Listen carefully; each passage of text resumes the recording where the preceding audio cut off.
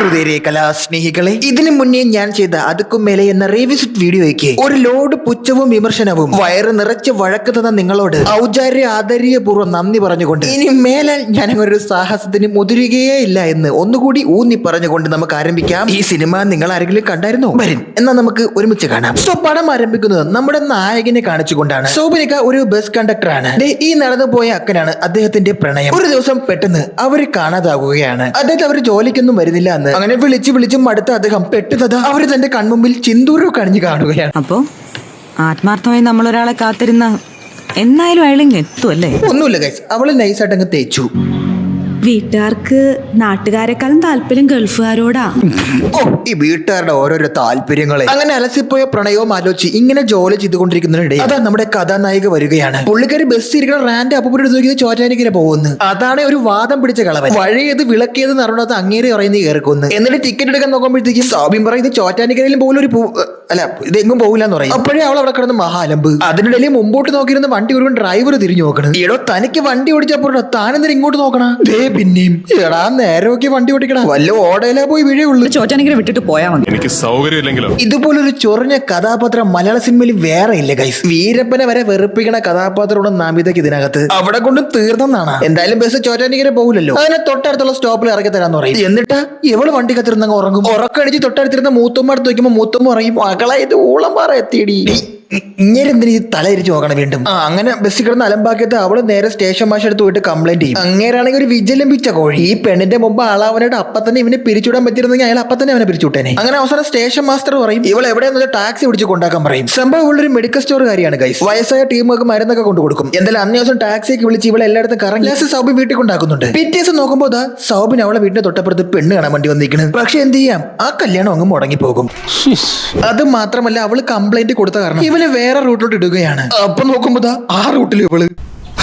അങ്ങനെ അന്നേ ദിവസം അളിന് ഭയങ്കര കലശലായ ഒരു തലവേദന വരികയാണ്. എന്നിട്ട് മെഡിക്കൽ സ്റ്റോറിൽ പോയി മരുന്ന് വയ്ക്കാൻ വേണ്ടി ചെല്ലുമ്പോഴേ അവിടെ അവളടുത്ത് ഇവൻ തലവേദനയ്ക്കുള്ള മരുന്ന് തരാൻ വേണ്ടി ചോദിക്കുമ്പോ മനസ്സറിഞ്ഞ് ഇവനെ കാണാത്ത പോലെ അവളങ്ങ് അഭിനയിക്കും. എന്നിട്ട് അളിയൻ തലവേദനയ്ക്ക് എടുത്ത് അകത്ത് പോയിരിക്കുമ്പോഴത്തേക്ക് അവളൊരു അമ്മച്ചിയുടെ കയ്യിൽ മരുന്ന് കൊടുത്തുവിടും. അതോട് കൂടി അളിയന് അവളെടുത്ത് പ്രണയാവും. ഞാൻ നിന്നെ പ്രേമിക്കുന്നു മാൻകിടാവേ, നെയ്യിൽ പാതി പകുത്തു തരൂ, മനസ്സിൽ പാതി പകുത്തു തരൂ മാൻകിടാവേ. ഇനി ഇത് നമ്മുടെ സൗബിന്റെ കൂട്ടുകാരനാണ്. പുള്ളിക്ക് മാട് ശരീരം മുയലിന്റെ മനസ്സുമാണ്. പക്ഷെ ബിസിനസ് ചിക്കൻ കടയാണ്. കോഴിയെ കൊല്ലാനൊന്നും പറ്റില്ല, തിന്നാൻ മാത്രമേ പറ്റൂ. പണി അത്രയും ചെയ്യുന്നത് നമ്മുടെ ബഡാ ബംഗ്ലാവിലെ ആര്യ. പുള്ളിക്കാരിയാണ് ഭാര്യ. സൗബിൻ എന്തിനാണ് കൂട്ടുകാരനെ കാണാൻ വരുന്നതെന്ന് വെച്ച് കഴിഞ്ഞാൽ ഇവന് നബിദിനെ കല്യാണം കഴിക്കണം അത്രേ. വീട്ടില് പ്രപ്പോസലുമായി ചെല്ലാനാണ്.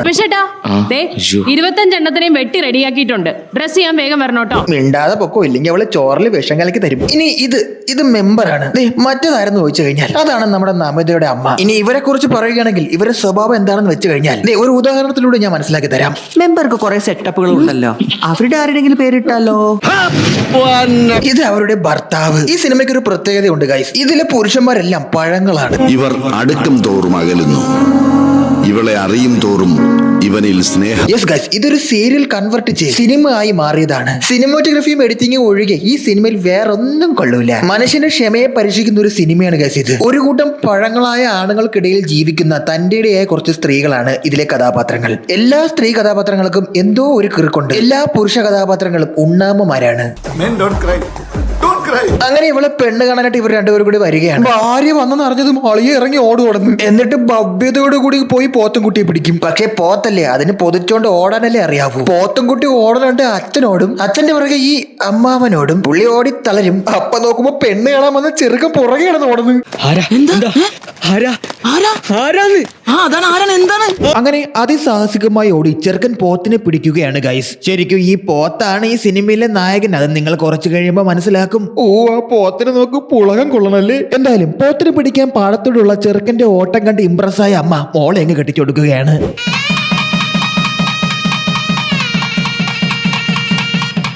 പക്ഷെ കല്യാണം മാത്രമേ നടക്കൂ. സൗബിൻ വെളിയിൽ കാവലിരിക്കണ അച്ഛനെ കണ്ട് ഗുഡ് നൈറ്റ് പറയാൻ പോയിട്ട് വരുമ്പോ പെണ്ണ് വിളക്ക് ഉണച്ച് കിടന്നുറങ്ങും. ഇനിയിപ്പോ വിളിച്ചോണ്ടിരി, ഇന്നിപ്പോ അതേ നടക്കൂ. സങ്കടം വരുന്നുണ്ടോ? ടുമോറോ മോർണിംഗ് സൗബിന്റെ ആളിനും കൂട്ടുകാരനും കൂടി വന്ന് ഒരു ചെറുതൊക്കെ എടുത്ത് ചെറുതായി ഒന്ന് മദ്യം പാനിക്കുകയാണ്. ഞാനൊരു കാര്യം പറയാൻ വിട്ടുപോയി സുഹൃത്തുക്കളെ. സൗബിൻ കല്യാണം കഴിച്ചില്ലേ ഇവളെ കല്യാണം കഴിച്ചത് ഒരു കണ്ടീഷൻ വെച്ചാണ്. അതായത് ഇനി മേരൽ സൗബിന്റെ വീട്ടിലേക്ക് പോകില്ല, പകരം ഇവളെ വീട്ടിൽ തന്നെ കൂടിക്കൊള്ളാം എന്ന ഒരു കണ്ടീഷൻ വെച്ചതിന്റെ പുറത്താണ്. അങ്ങനെ അവർ സന്തോഷമായി അന്നേ ദിവസം രാവിലെ മദ്യമൊക്കെ പാനിച്ചിട്ട് രാത്രിയപ്പോ ഈ തള്ള വന്ന് നടന്ന ഒരേ വിഷയം. ഇവിടെ ആരും കെട്ടി കുടിപ്പിക്കാനൊന്നും പറ്റൂല. അല്ലേ തറവാട്ടികൾ താമസിക്കുന്ന വീടാണിത്. മദ്യവും മദ്രാസിയൊന്നും ഈ വീട്ടിൽ പറ്റൂലെന്ന്. ശരിയാണ്, പോട്ടെ. ചില പെണ്ണും പിള്ളമാരെങ്ങനെ തന്നെ അവരെ കാര്യോടെ നിൽക്കട്ടെ. എവളിതെന്തോന്ന് രാവിലെ അവരെ കൂടെ പോരുന്ന വലിയ കഥയൊക്കെ പറഞ്ഞ് മദ്യം വരെ ഒഴിച്ചു കൊടുത്തിട്ട് രാവിലെ മാവേലി രാത്രി നാഗവല്ലിയ. പാവ സൗബിന് ഇന്നും രാത്രി 45 വാണം വിട്ടതായിട്ടാണ് ഇവിടെ കണക്കി കാണുന്നത്. മോറങ്ങോട്ട് താഴെങ്ങാനും പോയി കിടക്കാന്നോ. അങ്ങനെ ഏതാനും ദിവസങ്ങൾക്ക് ശേഷം സജീവന്റെയും ഭാര്യയും കൂടെ സജീവന്റെ വീട്ടിലേക്ക് പോകുകയാണ് ഒരു വിരുന്നിനായിട്ട്. അങ്ങനെ അന്നേ ദിവസം അവിടെ തങ്ങാന്ന് അവർ തീരുമാനിക്കുകയാണ്. രാവിലെ മൊത്തം അവിടെ നല്ലപോലെ സ്പെൻഡ് ചെയ്തിട്ട് രാത്രിയായപ്പോ ഇവക്ക് ബാധ കയറിയിട്ട് എവള് പറയും എനിക്ക് ഇപ്പൊ എന്റെ അമ്മയെ കണ്ടോന്ന്. അവക്ക് അപ്പൊ തന്നെ വീട്ടിൽ പോകണം. ഓട്ടോ കിട്ടുമെന്ന് പോയി നോക്ക്. എനിക്ക് നിൽക്കാൻ പറ്റൂല എന്ന് ഞാൻ പറഞ്ഞല്ലേ. എന്നിട്ട് രായ്ക്ക് രാമായണം കെട്ടിപ്പൂട്ടി അവളെ വീട്ടിൽ പോകും. ഞാൻ അങ്ങോട്ട് വിളിക്കാതിരിക്കായിരുന്നു. ഇതുപോലുള്ള ചില തള്ളമാരെ നിങ്ങൾക്ക് നിങ്ങളുടെ അയൽവക്കങ്ങളിലൊക്കെ കാണാൻ സാധിക്കും. ഭയങ്കര പിടിവാശിയും താടകയും പൂതനുമായ ഒരു തള്ളയും അവൾക്ക് ഒത്തൊരു മോളും. അവിടെ വന്നു കയറിയ യുവമാര് പിന്നെ എങ്ങനെ കുടിയന്മാരാവാതിരിക്കും? പിന്നെ ഈ സിനിമ എടുത്തു വെച്ചേക്കുന്നത് 2025 എനിക്ക് ഒരു ചെറിയ സംശയമുണ്ട്. വേണ്ടേ കളഞ്ഞിട്ട് പോകാനുള്ള ഓപ്ഷൻ എല്ലാവർക്കും ഇപ്പൊ ഉണ്ട്. ഒരു പടം കണ്ട് ആദ്യത്തോടെ എനിക്ക് തല പെരുക്കണം. തല പെരുത്ത് തറവാടായി പോയി. ഇനി അത് കഴിഞ്ഞിട്ട് ഇവൾ അവനെ വിളിച്ച് ചൊറിയും. എനിക്ക് നിങ്ങളെ മനസ്സിലാവില്ല, നിങ്ങൾക്ക് അല്ലെങ്കിലും മനസ്സിലാവില്ല. എനിക്ക് വേറെ പണിയുണ്ട് ബിജി, നീ വെച്ചിട്ട് പോയടി. ഓൾറൈറ്റ് ഗൈസ്, അതവിടെ നിൽക്കട്ടെ.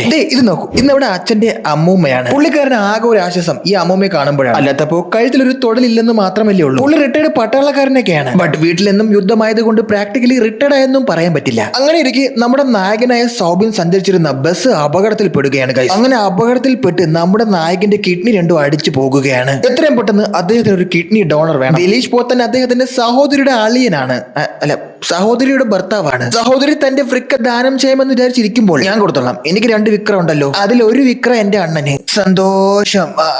സന്തോഷിക്കപ്പെട്ട് ഈ തള്ള അത് സമ്മതിക്കൂല. ഇവർക്കൊരു മോനുണ്ടായിരുന്നു, പുള്ളി ആത്മഹത്യ കളഞ്ഞു ഒരു പ്രേമം കാരണം. ആ ആത്മഹത്യക്ക് കാരണം ഈ പെണ്ണുമ്പുള്ള തന്നെ. പക്ഷെ ആ വൃക്ക കൊടുക്കാൻ അവൾ തയ്യാറാക്കുകയാണ്. അമ്മച്ചിരി അച്ചാർന്ന് പറഞ്ഞ് അവൾ വൃക്ക ഇവന് കൊടുക്കും. വൃക്കയൊക്കെ ദാനം കൊടുത്തിട്ട് അവളൊരു ഡയലോഗ് അടിക്കും. ആ പാതിയാണ് ഞാൻ തന്നത്, കാത്തു സൂക്ഷിക്കണം. എന്തോ കുത്തി പറയുന്ന പോലെ എനിക്ക് ഫീൽ ചെയ്യുന്നുണ്ട് കേട്ടോ. അങ്ങനെ ദിവസങ്ങളും മാസങ്ങളും കടന്നുപോയി രണ്ടുപേരും പൂർണ്ണ ആരോഗ്യസ്ഥിതിയിൽ എത്തുകയാണ് തിരിച്ച്. പക്ഷെ പുള്ളിക്ക് തിരിച്ച് ജോലി പ്രവേശിക്കാൻ കഴിയുന്നില്ല. അപ്പൊ അയൽപക്കത്തുള്ള ഒരു ആരാച്ചാര് അമ്മച്ചി ഒന്ന് ചോദിക്കുകയാണ്, സോ സാഡ്, വളരെ കഷ്ടമായി പോയി. അത് ഒത്തുകൊടുക്കുക ഈ പത്രാസാരി പെണ്ണും പിള്ളേം.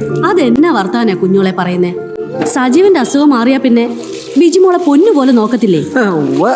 ഇനി എവിടെ നിന്നിട്ട് നോക്കാനാ? എടാ, ഇങ്ങനെ അപ്റ്റാമില് കുടിച്ച കൊച്ചു പിള്ളേരെ പോലെ ഇരിക്കാതെ ആ തുറന്നു വല്ലതും പറയടാ പഴമേ. This film is full of ugly people. Then going forward കുറച്ച് ദിവസങ്ങൾക്ക് ശേഷം സൗബിന്റെ വീട്ടിലേക്ക് തിരിച്ചു വന്ന് എല്ലാരും കൂടി അവിടെ ഒത്തുകൂടുകയാണ് ഗൈസ്. സൗബിന് വെള്ളം അടിക്കാൻ പറ്റില്ലല്ലോ, പുള്ളി വെള്ളം അടിക്കൂല, കൂട്ടത്തിൽ കയറി നിൽക്കേ ഉള്ളൂ. അപ്പൊ നോക്കുമ്പോൾ നമ്മുടെ ഭാര്യ അങ്ങോട്ട് കടന്നു വരികയാണ്. കയ്യിൽ ഒരു ഗ്ലാസ്സിൽ കുറച്ച് മദ്യം ഇരിക്കണമെന്ന് കണ്ട് അവൻ അത് കുടിച്ചു എന്ന് പറഞ്ഞ് തെറ്റിദ്ധരിച്ച് ഇവനാണത് കുടിപ്പിച്ചെന്നും പറഞ്ഞ് അവന്റെ മോന്ത കിട്ടുന്ന കയറ്റി കൊടുക്കും.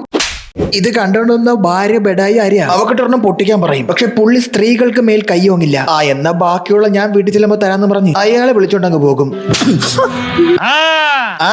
അവളെ തല്ലിന്റെ പേരിൽ അവൾ എന്ത് ചെയ്യും? അവൾ ഇറങ്ങി അങ്ങ് പോകും. എന്നിട്ട് വീട്ടിൽ പോയി പ്രഥമ ബുദ്ധിയില്ലാത്ത അമ്മയുടെ അടുത്ത് പറയും, എന്നെ അവൻ തല്ലി. കാളെ പെറ്റൊന്ന് കേട്ട കാപ്പി ഇടാൻ പോണ അമ്മ നേരെ പോലീസ് സ്റ്റേഷനിൽ പോയിട്ട് പരാതി കൊടുക്കും. ഇനി എന്താണ് പരാതി എന്നല്ലേ?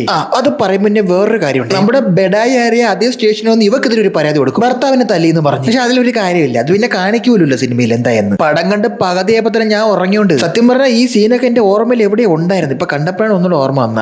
എനിവേ ഗൈസ്, അവര് നേരെ ചെന്ന് നമ്മുടെ സംഗീത സാമ്രാട്ട് വക്കീലിനെ കാണുകയാണ്. ഇനി എന്താണ് അവർ കൊടുക്കുന്ന പരാതി എന്നറിയാമോ? അവൻ ഇവള് കൊടുത്ത കിഡ്നി അങ്ങ് തിരിച്ചു വേണമെന്ന്.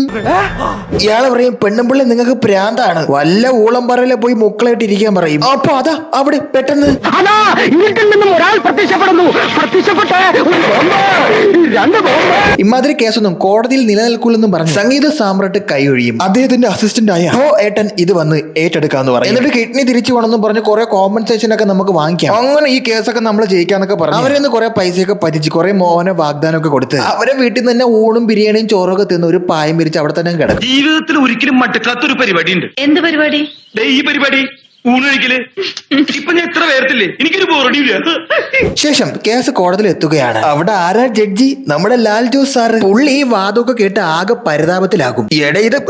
ഇത് ആരൊക്കെയാണ് ഈ പടത്തിനകത്തുള്ളത്? ഈ പടം ഓടിയ തിയേറ്റർ പൊട്ടിത്തെറിക്കാത്ത ഭാഗ്യം. Male and female bomb stars ഒറ്റ ഫ്രെയിമിലോ. സുഖേഷ് നമ്മുടെ ധ്യാനേട്ടൻ വാദിക്കുകയാണ്. അങ്ങ് അമേരിക്കയിൽ ഇതുപോലെ സിമിലർ ആയിട്ടുള്ള ഒരു കേസ് ഉണ്ട്. ഒടുക്ക തിരിച്ചു വെച്ചപ്പോഴത്തേക്കും കൊടുക്കാത്തോണ്ട് കോമ്പൻസേഷൻ വാങ്ങിച്ചു എന്നൊക്കെ പറഞ്ഞ് തള്ളി വെക്കും. ഒടുക്കം ജഡ്ജി പറയും നമുക്ക് അടുത്തൊരു ദിവസത്തേക്ക് ഇത് മാറ്റി വെക്കണം മോനെ, എനിക്ക് തല പിരിക്കണം എന്ന് പറയും. കേട്ടിട്ട് നൗ ഗൈസ്, നമ്മുടെ അച്ഛന്റെ അമ്മൂമ്മ മരിച്ചുപോയി. അത് അദ്ദേഹം അറിഞ്ഞില്ല. 3 ദിവസം മുന്നേ ഈ കാര്യങ്ങളൊക്കെ ഇദ്ദേഹം വിളിച്ച് ഭാര്യയോട് പറഞ്ഞതാണ്. ബട്ട് അത് അദ്ദേഹത്തെ അവരറിയിച്ചില്ല. ദുഷ്ട. അപ്പൊ നമ്മൾ വിചാരിക്കും സകല രോഷവും കൂട്ട് മാസിൽ നടന്നു പോയി, ആരെങ്കിലും ഇപ്പൊ അവക്കിട്ടൊരെണ്ണം പൊട്ടിക്കുമെന്ന്.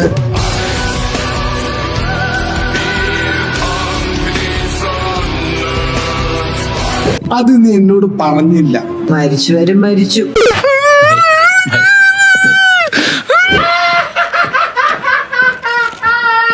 ശേഷം വീണ്ടും കോടതിയിലേക്ക് ഈ കേസ് വരികയാണ് ഗൈസ്. വാദപ്രതിവാദങ്ങൾക്കൊടുവിൽ എങ്ങനെയും കേസ് ജയിക്കണമെന്ന് പറഞ്ഞ് നമ്മുടെ ധ്യാനേട്ടൻ കുറെ കള്ളങ്ങളൊക്കെ പറഞ്ഞു വെച്ചു കൊടുത്തിരിക്കുകയാണ്. ഒടുവിൽ ധ്യാനേട്ടൻ പറയുമേ നമ്മുടെ സൗബിനിക്കയ്ക്ക് ലൈംഗികമായി നായികയെ തൃപ്തിപ്പെടുത്താൻ പറ്റിയിട്ടില്ല അത്രേ. അത് കേട്ടതും അവൾ തലയിറങ്ങി വീഴും. എന്താണ് സംഭവം എന്ന് വെച്ച് കഴിഞ്ഞാൽ നമ്മുടെ നായിക പ്രഗ്നന്റ് ആണ് ഗൈസ്. അതോടുകൂടി അളിയന്റെ വാദം അങ്ങ് പൊളിഞ്ഞുപോയി. മാത്രമല്ല സൗബിന്റെ ജീവിതത്തിലെല്ലാം നല്ലതാണ് പിന്നീട് സംഭവിക്കുന്നത്. തിരിച്ച് ജോലിക്ക് കയറുന്ന ലെറ്റർ കയ്യിൽ കിട്ടും. ബസ്സിനകത്ത് നിന്നുള്ള പണി മാറ്റിയിട്ട് അകത്തിരുന്നുള്ള പണി കൊടുക്കുകയാണ് KSRTC. അതിനിടയിൽ സമയം അങ്ങനെ കടന്നു പോകുകയാണ്. കോടതിയിൽ കേസ് നടക്കുന്നത് കാരണം ഭാര്യ ഒന്ന് കാണാൻ പോലും സൗബിന് സാധിക്കുന്നില്ല. പാവം ദൂരെയൊക്കെ മാറി നിന്ന് തന്റെ പ്രഗ്നന്റ് ആയ ഭാര്യനെ കാണുകയാണ്. ഒടുവിൽ അദ്ദേഹത്തിനൊരു പെൺകുട്ടി ജനിക്കുകയാണ്. സ്വന്തം കൊച്ചിനെ കാണാൻ പോലും ഈ തള്ള അവനെ സമ്മതിച്ചില്ല. അല്ല അതൊക്കെ പോട്ട് എടാ, ഇപ്പൊ പ്രസവിച്ച കൈക്കുഞ്ഞിനാണ് ആ കാണ്ടാമൃഗവും മിക്കി മൗസും ഒക്കെ. കൊച്ചു നിന്നെ കാണാത്ത നന്നായി. മൂക്ക് കൊടുത്തത് കോയമ്പത്തൂരിലെ അങ്കിളുമാര് തന്നാന്ന് പറഞ്ഞാൽ മതി. ബട്ട് ഗൈസ്, എങ്ങനെയും കേസ് ജയിക്കാനായിട്ട് ഈ പറട്ട തള്ള ഒരു കുരുട്ടി ബുദ്ധി നമ്മുടെ ധ്യാനേട്ടന് പറഞ്ഞു കൊടുക്കുകയാണ്. അത് മറ്റൊന്നുമല്ല, ആ കൊച്ചിന്റെ അച്ഛൻ ധ്യാനാണെന്ന് ഏറ്റെടുക്കാൻ. കേസ് ജയിക്കാൻ വേണ്ടി ആ തള്ള പറഞ്ഞൊരു കുറുക്ക് വഴിയാ. ഒടുവിൽ നമ്മുടെ സൗബിനും ധ്യാനും കൂടി ആ തള്ളയെ പോയി കാണുകയാണ്. ധ്യാനാണെങ്കിൽ നല്ല കുറ്റബോധമുണ്ട്. അതിനിടയിൽ ആദ്യം ഒരു പോത്തിനെ കാണിച്ചില്ല. ആ പോത്ത് വളർന്ന് വലുതായി. അതിനെ മേടിക്കാനായിട്ട് കുറച്ചുപേര് വരികയാണ്. ധ്യാൻ പറയും കൊച്ചിനെ കാണാനുള്ള അവകാശമൊക്കെ അങ്ങേരെ കൊണ്ട് അതൊക്കെ നിങ്ങൾ കൊടുക്കണം. അതിനിടയിൽ പോത്ത് കച്ചവടവും നടക്കുകയാണ്. ആദ്യം 1 ലക്ഷം പറയും, പിന്നെ 1.25 പറയും, പിന്നെ കൈ കിട്ടും പറയും 1.50 കൊടുക്കും. ബട്ട് ആ പോത്തിനെ കൊടുക്കാൻ അച്ഛന് അത്ര താല്പര്യം ഇല്ല. പുള്ളിയാണല്ലോ ഈ പോത്തിനെ വളർത്തി വലുതാക്കിയത്. അങ്ങനെ അവിടെ പോത്തും കുട്ടിയും പെണ്ടാട്ടിയും അമ്മച്ചി അപ്പൂപ്പനൊക്കെ ആയിട്ട് വലിയ കലാപവും സംസാരം നടക്കുകയാണ്. അപ്പൊ അതാ തൊട്ടപ്പുറത്തൊരു ബഹളം, അങ്ങേര് പോത്തിനെ വിൽക്കണില്ലാന്ന്. അങ്ങനെ അവിടെ വലിയ കയ്യാങ്കളിയൊക്കെ നടന്നുകൊണ്ടിരിക്കുന്നതിനിടയിൽ നമിതയുടെ മനം മാറി നമിത ആ കൊച്ചിനെ എടുത്ത് സൗബിന്റെ കയ്യിലേക്ക് കൊടുക്കുകയാണ്. അത് കണ്ടതും ആ തള്ളക്ക് പ്രാന്താകും. നീ ആരുടെ കയ്യിലാണ് കൊച്ചിനെ കൊടുത്തത്? അവകാശപ്പെട്ട ആളുടെ കയ്യിൽ തന്നെ കൊടുത്ത്. എന്റെ കൊച്ചിന്റെ അച്ഛന്റെ കയ്യിൽ. ഞാൻ സജീവന്റെ കൂടെ പോവുക. കേറി പോടകത്ത്. അവസാനം ആ വീട്ടിൽ വന്ന് കയറിയപ്പോ മുതൽ അപരാധം കണ്ട് വളർന്ന ആ പോത്തിന് കുണമ്പെന്ന് 2 കാലുള്ള പോത്തേക്കൊന്നും തോന്നാത്തൊരു ബുദ്ധി ആ 4 കാലുള്ള പോത്തിന് തോന്നി. അത് നേരെ പോയ പെണ്ണുമ്പുള്ള ഇടിച്ച് തള്ളി കിണറ്റിലങ്ങിടും.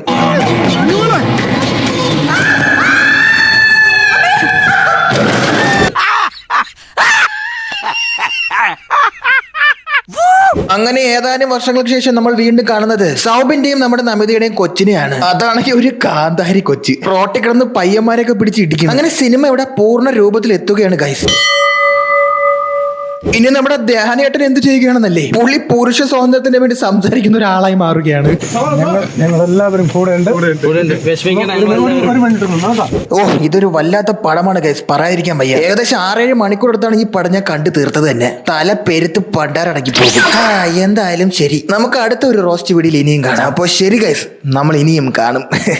താങ്ക്സ്. Love you.